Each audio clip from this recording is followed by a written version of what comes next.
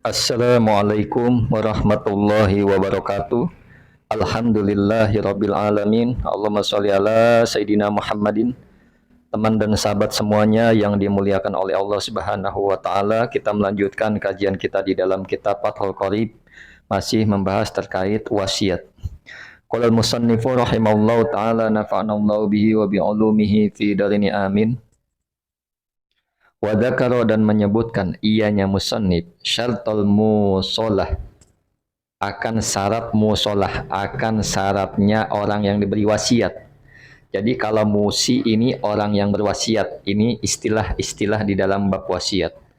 Kalau musolah ini orang yang diberi wasiat, tapi diberi wasiatnya diberi wasiat benda. Ada satu lagi iso, ini juga uh, orang yang diberi wasiat hanya saja wasiatnya wasiat amal. Wadakaro dan menyebutkan siapa musannif syartul musolah akan syarat-syaratnya orang yang diberi wasiat.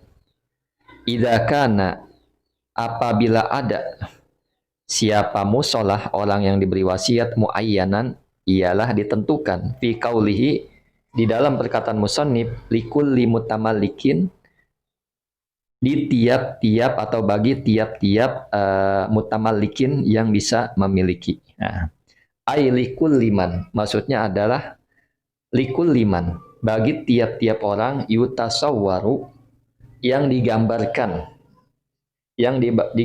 lahu baginya man al milku apa kepemilikan. Jadi syarat orang yang diberi wasiat adalah ditentukan orangnya. Nah, bagi setiap orang yang bisa memiliki. Nah, maksudnya penggambarannya orang tersebut bisa memiliki min sogirin, baik itu dalam bentuk anak kecil, wakabirin dan orang dewasa, wakamilin dan orang sempurna, artinya bukan orang yang kurang akal, wa majnunin dan orang gila, wahamlin maujudin dan hamil, kandungan maujudin yang ada apa kandungan indal wasiyah ketika wasiat. Nah, jadi boleh juga orang yang diberi wasiat itu boleh anak kecil, boleh orang besar, boleh orang sempurna, boleh orang gila, dan hamil, bahkan hamilnya yang ada memang di dalam kandungan ketika wasiat. Dengan apa? Bi'an yang fasila, dengan terpisah atau dengan lahir siapa hamil liaqalla paling sedikitnya dengan paling sedikitnya min sittati asyhurin dari 6 bulan waqtal wasiyati pada waktu wasiat. Artinya boleh kita berwasiat pada orang yang pada bayi yang masih di dalam kandungan. Nah, namun hamilnya itu syaratnya harus ada ketika wasiat. Artinya apa? Dengan lahir paling sedikit dari 6 bulan waktu wasiat. Nah, ketika seseorang berwasiat, tapi misalkan lebih dari 6 bulan, artinya 1 tahun, nah itu artinya ya bayinya belum ada di kandungan seperti itu. Tapi kalau kurang dari 6 bulan, pastinya bayinya sudah ada di dalam kandungan seperti itu. Kemudian wa kharaja dan mengecualikan bimuayyanin dengan lafaz muayyan, artinya ditentukan, tertentu orangnya, dan mengecualikan bimuayyanin dengan lafaz muayyan idza kana apa jika ada al-musolah apa orang yang diberi wasiat jihatan amatan pada tujuan yang umum. Maksudnya mengecualikan dengan lafaz orang yang ditentukan idza kana apa perkara yang ada siapa orang yang diberi wasiat itu kepada tujuan umum. Jadi ketika seseorang berwasiat untuk tujuan umum itu sah dan boleh. Misalkan nanti dicontohkan. Fa inna syarto, karena sesungguhnya syarat fi hadza di dalam hal ini atau penjelasan ini alla takuna ialah fa inna syarta, maka sesungguhnya syarat fi hadza di dalam hal ini alla takuna ialah harus tidak ada al wasiyatu apa wasiat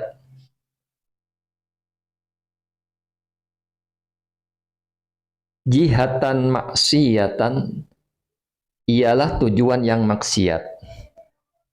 Jadinya boleh wasiat untuk tujuan umum seperti tujuan umum, tujuan untuk sosial dan sebagainya. Tapi syarat ini tidaklah, maksudnya tidak boleh.